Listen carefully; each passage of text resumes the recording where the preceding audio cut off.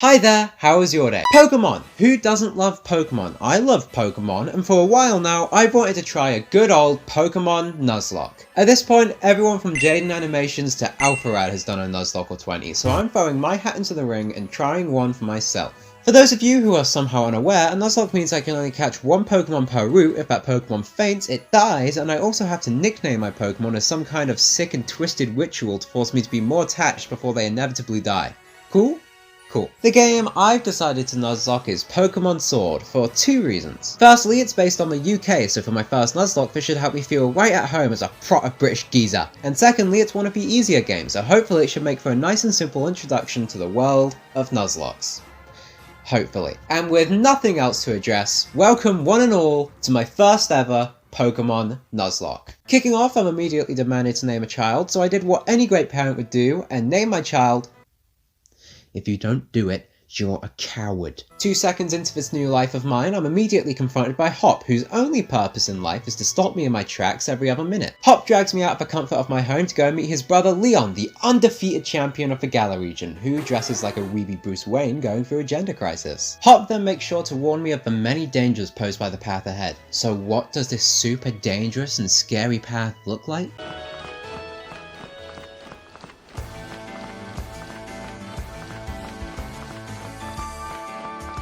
This game is great! Outside the train station, the whole 14 people who live in this town are collectively losing their shit and frame rate at the mere sight of Leon. We're all lucky enough to escape this uncontrollable crowd so that Leon can offer me a choice of 3 starters: Grookey, Sobble, and Scorbunny. It is so jarring seeing these high quality models on the 360p backdrops. I chose Grookey and I named him Seth. Hop then immediately challenges me to a Pokemon battle because this kid has zero chill, but literally all I had to do was get Seth to poke his Pokemon a couple of times.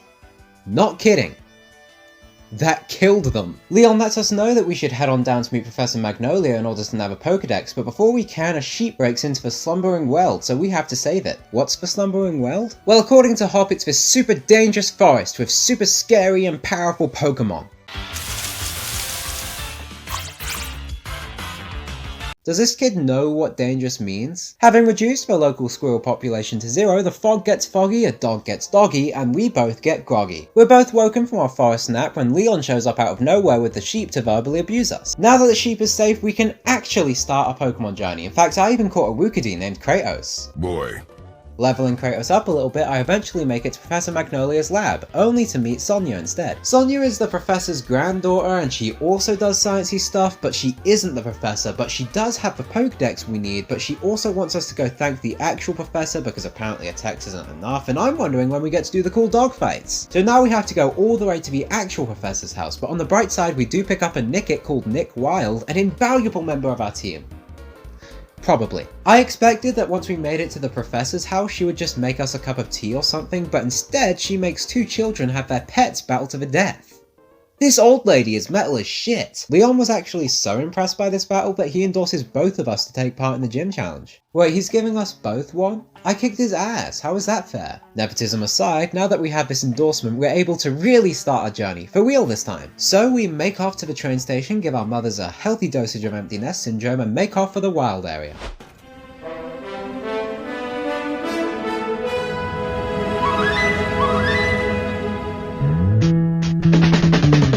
I do want a pension. Once I catch you, I'm gonna name you Jack Black, cause, well, you know. Everybody is fighting. Oh my god, oh my god, oh my god, okay, time to go. This is just straight up King Kong. Like, it's not even funny. One Jack Black near-death experience and kaiju battle later, I head into Motorstoke, where the gym challenge's opening ceremony will be taking place, but first I have to check into my hotel. Only I can't check into my hotel because there are a bunch of heavy metal chavs blocking the check-in, so naturally Jack Black handles the situation by doing what Jack Black does best. Homicide. And then we're introduced to the best character in the game. Marnie. She's like Hop, but with actual personality and the added bonus of me not wanting to punt her like a baby. Turns out these weirdos are just her Twitter stans who she hates just as much as we do, so she forces them out and we can actually check in. I'd like to see Hop do that. Next day I head on over to the gym stadium to partake in an opening ceremony, which consists of the gym leaders walking onto the pitch, followed up by me and a few other trainers walking out onto the pitch.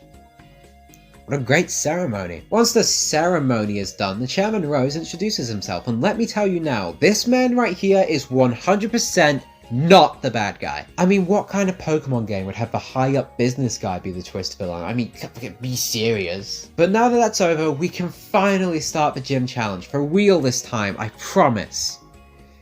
Except not really, because Hop forces me into another battle, almost kills Nick Wilde, and then runs away.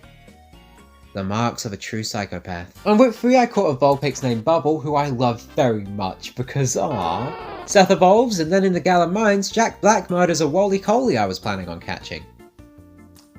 I'm starting to worry about his violent tendencies. At the end of the mines I run into this kid Bede, and believe me when I say that unlike Hop or even Marnie, this kid is an actual threat. I was able to beat him with no casualties, but holy shit, he almost killed Jack Black, Kratos and Seth, who were supposed to be the heavy hitters on my team. Bubble is for looking at, and Nick Wilde is for, and don't tell him I said this, fodder. Keep in mind I was somewhat over-leveled for this fight. I'd hate to see what would happen if I was at the same level, or god forbid under-leveled, and just as quickly as he came into my life, he leaves. I am terrified of this androgynous grandma. After my brush with death, I caught an Electrike named Sparky and made my way into town to challenge the gym, only to be interrupted when the gym leader himself accidentally ran his sheep into my side. No, that's not some kind of Welsh euphemism, it just straight up happened. Get your mind out of the gutter. He apologises and heads down to the same gym that Hop 2 seconds later has already beaten. Ignoring the fact that he did it in an impossible amount of time, how on earth did Hop even do that? He can't beat me, but he can be an elite gym trainer? Seriously? I'm just gonna take that as a sign that this gym is easy. I mean, getting through the gym challenge was easy enough. Kratos even evolved from a boy to a god of Pokemon battle. Jesus Christ, this bit is terrible. Which is super convenient given the fact that Kratos is half of my plan for this gym. The first half being Bubble. My plan is to send in Bubble to take out Milo's Gossifleur. Gossifleur? Gossiflower. Gossifleur. Gossifleur. Gossifleur. Gossifleur. Gossifleur, okay. My plan was to send in Bubble to take out Miles Gossifleur and then swap out Kratos to finish Eldegoss. And with the gym challenge swept, it was time to put the plan into action. Bubble was brought down to just 15 HP but ultimately took out Gossifleur, and Kratos absolutely swept with Eldegoss, meaning that I had conquered the first gym and earned my first gym badge. And you know what? It wasn't even that hard. This is gonna be easy. Why does it say foreshadowing? Why is that there? Why is that there? On my way to the next gym, I ran into a Farfetch'd, who I was actually really excited to catch, but Kratos wasn't. Farfetch'd or not, at least Nick Wilde evolved. Oh no, oh no, oh. I've not seen this one before. Oh, I hate him actually. Okay, so this isn't going super well, but at least I can take my anger out on Team Yell, and this guy even gave me a bike. You know what? This day is actually starting to go pretty well. Oh, come on! Arriving in Holbury, I run into the chairman, who is out in public in his underwear. You know, maybe he is the bad guy. I mean, if he wasn't before, he definitely is after casually hitting Bede with a "and you are" just after he pledged his loyalty to him. I mean, ouch! I get why you almost murdered half my team now, because wow! I tried challenging the gym, but I was turned away because the leader Nessa is missing, and for some reason it's my job to find her. But it isn't the worst thing I've been burdened with so far, because I do end up finding her, and yup. This is Best Girl. And now that I've found Best Girl, I'm able to take on the gym, and my plan for this one is exactly the same as last time, just with a different coat of paint. I'm going to use Sparky for the first half of her team, and then swap out to Seth to finish off her Dreadnought. You might say this is lazy, but I say it's foolproof, which is pretty good because I'm the dumbass playing. Sparky carries us through the gym challenge, and in no time we're standing off against Best Girl herself. First off, she sends in Goldeen, which Sparky was able to take down. However, he was brought to dangerously low health in the process, so when it came to Arrokuda, I swapped him out for Kratos. Kratos, as per, annihilated Arrokuda, and then it was time for Nessa's Dreadnought. I sent in Dynamax Seth and brought Dreadnought within half of its HP with a super effective max overgrowth, and could have easily taken it out with just one more, but I didn't do that. I had gotten a little bit cocky and used Max Strike to finish it off instead, and I couldn't. It was very much still alive. And so was Seth, but only barely. So I could keep him in and pray that one more Max Overgrowth would be enough to finish off Dreadnought, and also that Seth would move first to begin with.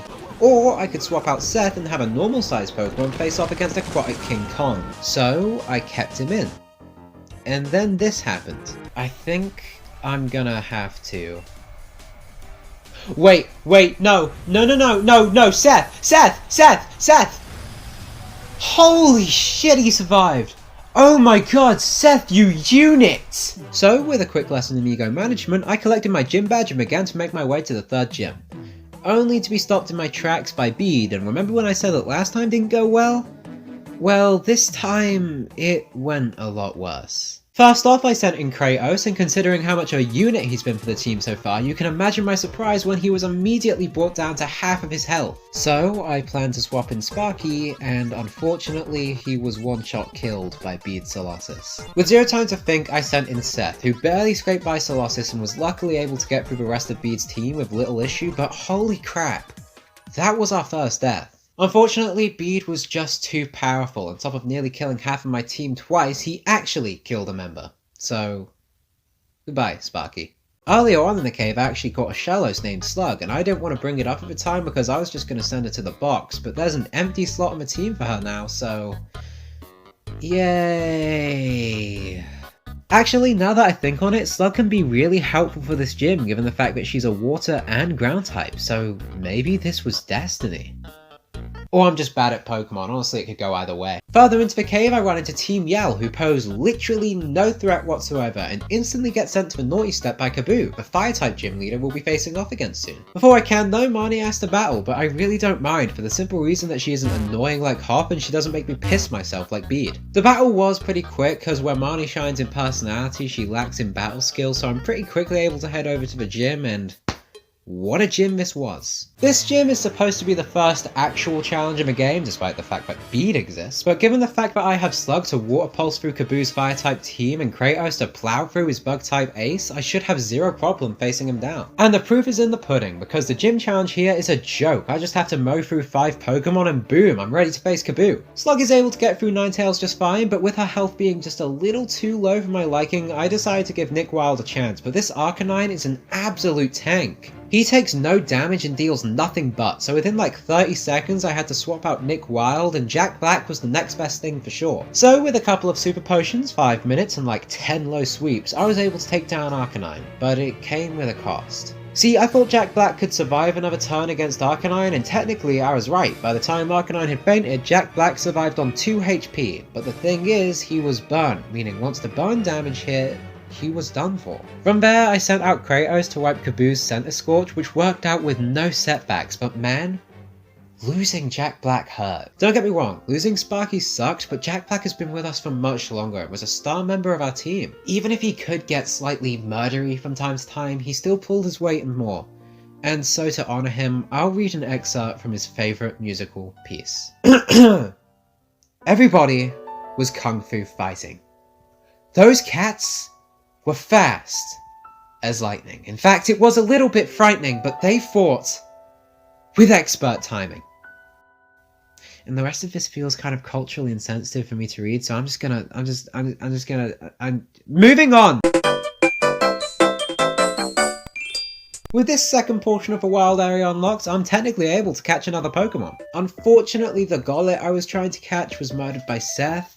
Look, buddy, I get it, you want to continue Jack Black's legacy, but this is not the way to do it, man. On the bright side, I did find this Firestone that I used to evolve Bubble, and he is looking great. On the not so bright side, I later learned that I probably should have waited a little while before doing this because Bubble was only level 25 and hadn't learned a lot of good moves just yet, and it turns out that I locked him out of learning these moves by evolving him, so... Putting an end to my wild area shenanigans, I entered Hammerlock, where the chairman gave me a nice long speech about the energy crisis, as any adult would do with a child, and then Sonia gave me a nice long history lesson on the monarchy. Are the adults in this universe okay? Side note, I do find it a little funny that the monarchy is canon to the world of Pokemon because that one detail opens up so many dicey implications. Leaving into Route 6, I run into Team Yell and Hop having a midlife crisis, so you know, pick a struggle. We pretty quickly clear them out, and then Hop cries into my shoulder like the little crybaby wimp baby that he is, and then I run into a Torkoal. I was kind of planning on catching an Axew, but I guess I don't have a choice, and I'm naming it Mr. Jim. What, Mr. Jim isn't good enough? You want me to name him after a Ninja Turtle? You want me to name him Sheldon? Bazinga? No, Mr. Jim's perfect. Oh yeah, and Slug evolved. Once I arrive in town, instead of challenging the gym, Hop forces me into a Pokemon battle to cure his depression. His words, not mine. But to be fair, this isn't the world's biggest roadblock because it's Hop, so I just kind of kick his ass and move on to the gym. The gym challenge is a glorified fairground ride, so I'm able to clear it pretty quickly, and for the actual gym battle, my plan was simple. Kratos. Now look, I know I've used Kratos a lot so far, but the thing is, Kratos is my only Pokemon with an advantage on fighting type, so I kind of don't have a choice on this one. So going into the battle, Kratos easily swept B's entire team without even lifting a feather. Kind of. Kratos got a little low on health, so I swapped him out for Mr. Jim so I could heal him up, and then I thought, Sirfetch'd is holding a sword and shield made out of vegetables, so maybe he's part grass type. Theoretically, this would mean that Mr. Jim, being a fire type with fire type moves, could beat Sirfetch'd for Kratos. Looking back on it now, I probably should have just googled it. Just in case you're curious, Sirfetch'd is not a grass type, and also just in case you're curious, you will not be seeing a lot of Mr. Jim moving forward. I swap out to Kratos, finish for Jim, and then head outside where there's a bit of a commotion going on at an ancient mural. And the commotion's name is Bede. He's destroying this historical site to gather wishing stars, and of course, we have to battle him. But for once, this battle was not in vain. For once, I did not quiver as my Pokemon fought. No, this battle brought light and worth to the darkest pits of my team. Nick Wilde, who it turns out is invincible against some of Bede's team members, which,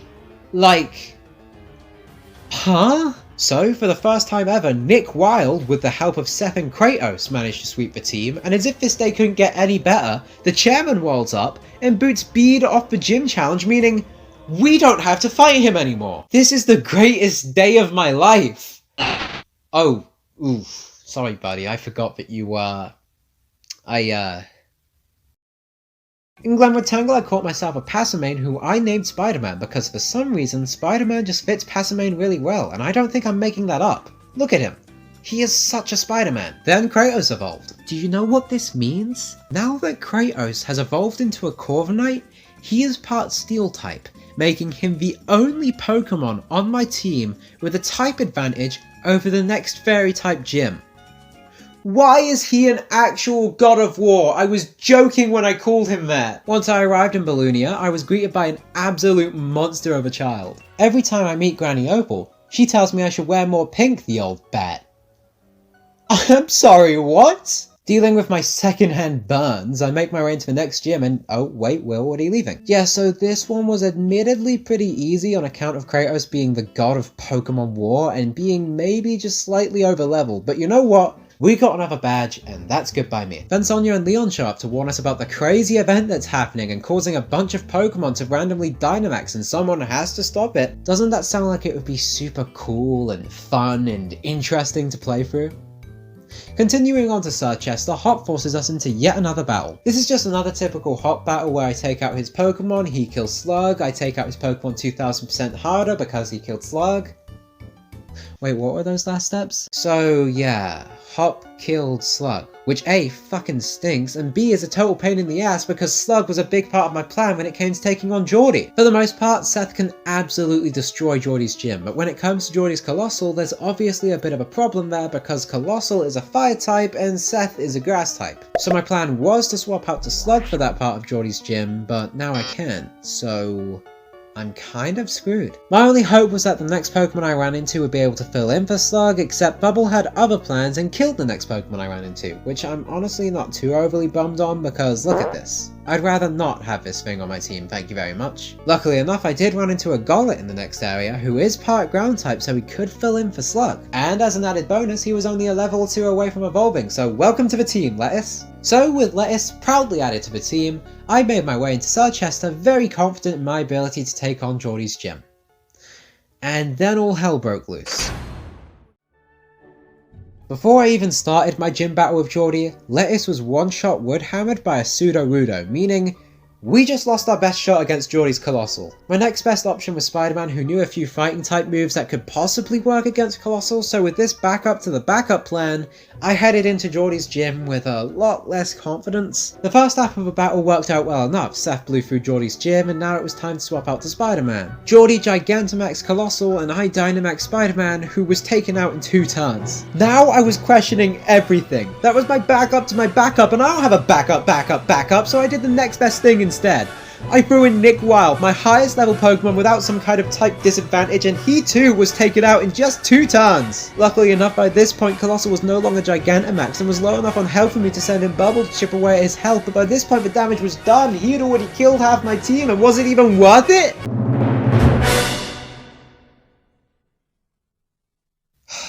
Moving on from that gym was hard after losing so much of our team. Lettuce, you were supposed to be our savior, but perhaps that was expecting too much from such a little guy. Spider-Man, you were supposed to carry the torch for Lettuce, but you couldn't, and that's okay.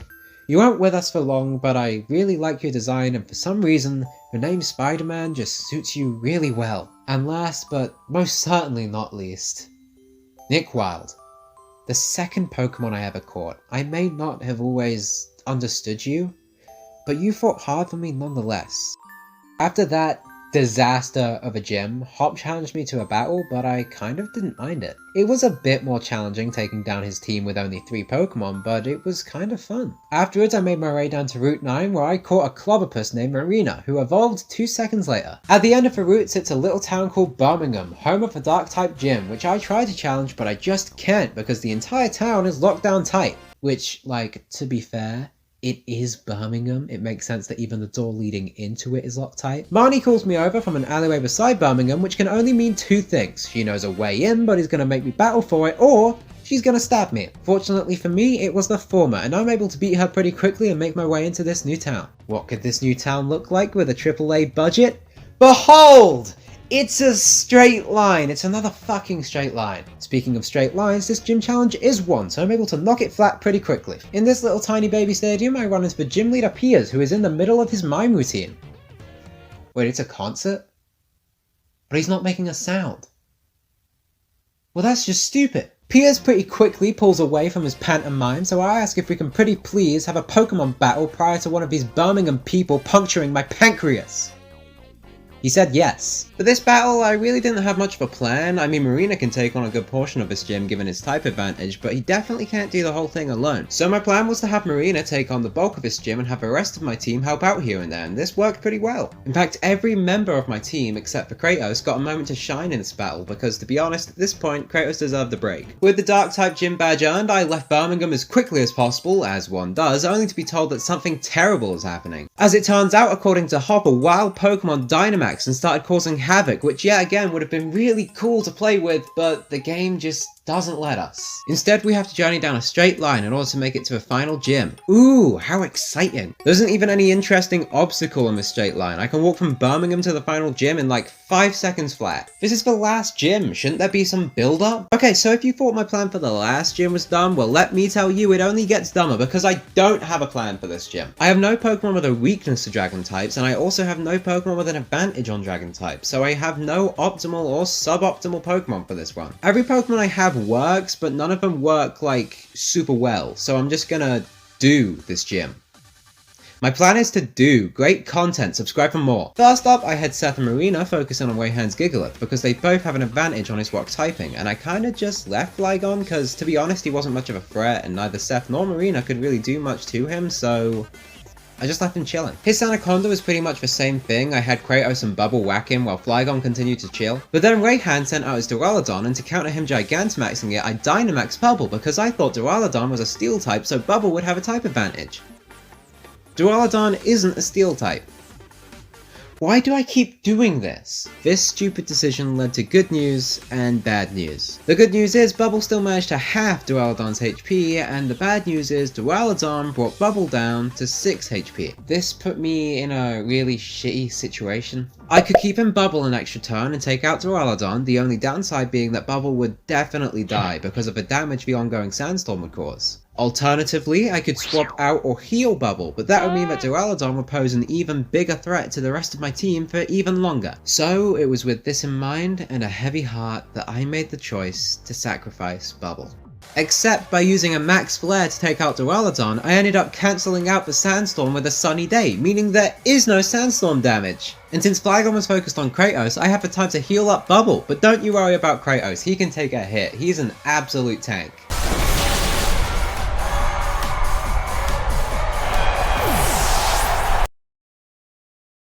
So, I may have made a mistake. I was able to finish the gym and claim a dragon badge, but this is the death that hurt the most out of the entire run. I would gladly sit through Geordie's gym a million times and it wouldn't sting like this. Kratos was with us from the very beginning. He was the first wild Pokemon I caught and holy shit did he ever carry the team. Kratos carried us through the entire gym challenge to the very last gym, and even though he won't see it, I will become the champion to honour him. But with just 3 members on the team, we're going to have a pretty rough time getting through the Champion Cup, so I went back to the nursery on Route 5 to pick up a Toxel I left before and named him Nurple. There is a slight issue with Nurple however, and that is the fact that Nurple is level 1. And I tried training him up in the wild, but oh my god, my bones would be dust if I trained him up to suit my team, so to save time just this once, I used XP candies. I'm pretty sure this isn't allowed, but look, I'm not willing to spend hours battling a bunch of low-level Pokemon to train him up. That would just take too long. And this is coming from a guy who spent 4 hours on one glitch in The Last of Us. By the way, if you've not checked that video out yet, you totally should. I put a lot of time into it and I think it's pretty good. Also, if you could, please subscribe. It would mean so much. I'm going to college in September and it would really mean a lot if we could hit 1,000 subs by then, and your subscription could go a long way. Chilling aside, Nurple evolved, I made my way up to Route 9, caught a Snova named Naf, Naf evolved, and I finally made it to Wyndham, where I'll be competing in the Champion Cup.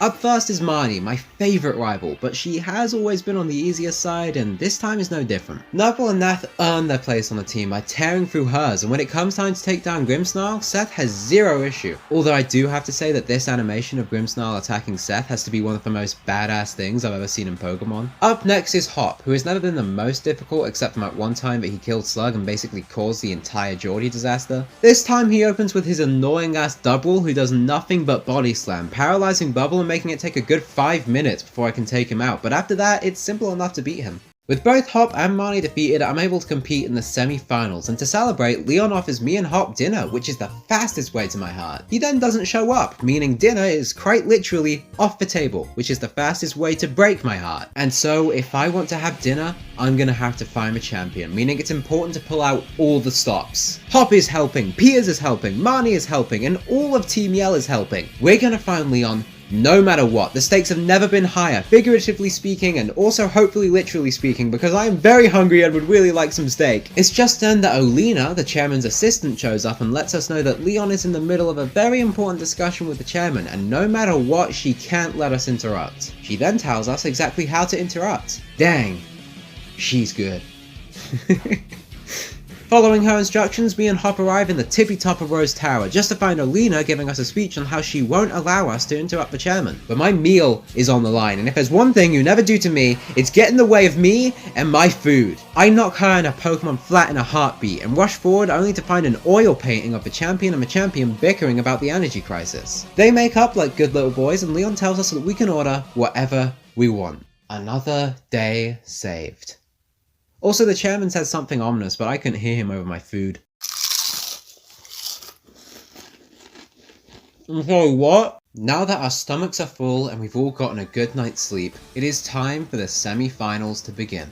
First up for me to... Wait a second, why is he here? Why is he here? So, it turns out that Bede snuck onto the pitch so he could battle me as a form of revenge because I kinda got him kicked off the gym challenge. Which, like, fine, I guess, but how relaxed is the security that he was just able to walk onto the pitch? Isn't this like the biggest, most important event this region has, and a kid with a history of destroying national landmarks is able to just walk onto the field? That doesn't seem safe at all! So I do security's job for them, and now I can actually start the semi-finals, which begin with a battle against none other than Gala's best girl. Look, Nessa might be best girl, but she definitely isn't best fighter. I kind of one-shotted all of her Pokemon except for Dreadnought, who I two-shotted. B is a little tougher. I wasn't quite able to one-shot her team the same way I did Nessa's, but I got through her fine enough until she threw out her Machamp. I threw in Nurple for this one because he was the last member on my team without half of his health drained, but surprise surprise, a magic Chad the size of a skyscraper hits pretty hard, so I ended up just heal stalling until they were both normal sized again, and then Nurple was able to safely knock out Machamp. This left only Rayhan in my way, and he hit a lot harder than the others. Within the first minute, his Torkoal straight up murdered Marina. Nurple avenged him, but like, ouch, you know? Afterwards, Naf kind of MVP'd and Seth took out Duraludon, and I had Rayhan beat. The semi-finals cost us Marina. But on the bright side, that's it. It's time to fight the champion. Oh god, there's a Sky Beam! As it turns out, the chairman had other plans, and to solve that energy crisis he won't shut up about, he unleashed a crap ton of Dynamax energy stuff across Galar, and since this energy gives any Pokemon the power to BFG themselves, we have to stop this. And so, while Leon goes to talk to the chairman directly, me and Hop go back to the Slumbering Well to find that Foggy Doggy from the very beginning. We find a lot of Foggy, but not a lot of Doggy, and then we stumble upon this Legend of Zelda wannabe shrine. Can't even get the Master Sword right, it's all rusty. So, there is no Doggy, meaning we have to go face the chairman ourselves over in Hammerlock. He's locked away in the world's biggest basement, giving yet another speech to children about the energy crisis, so I step in to put an end to it. Not to the energy crisis, to the speech. I'm ending the speech. The speech he's giving. I'm ending that. And while the battle against him isn't the most difficult since he exclusively uses steel types and I have a bubble, I do want to take a moment to just appreciate how unapologetically epic his battle theme is.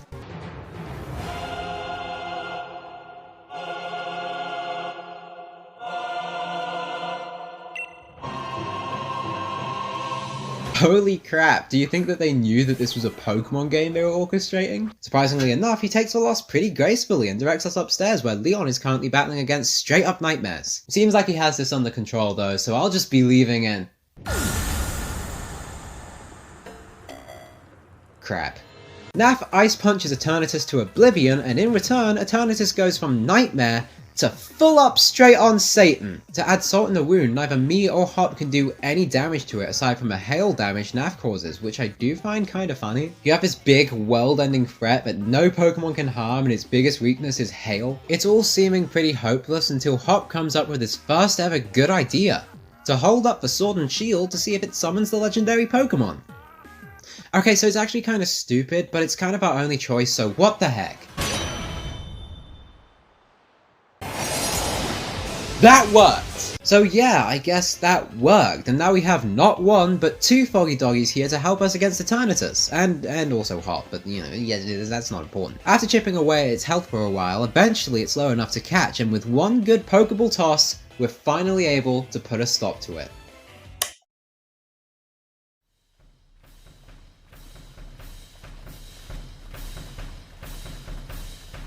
Actually making it to the championship match is kind of surreal. Even though I barely have half a team for a first time Nuzlocke, this is more than I expected, to be honest. And with nothing left to do, I suppose it's time to start.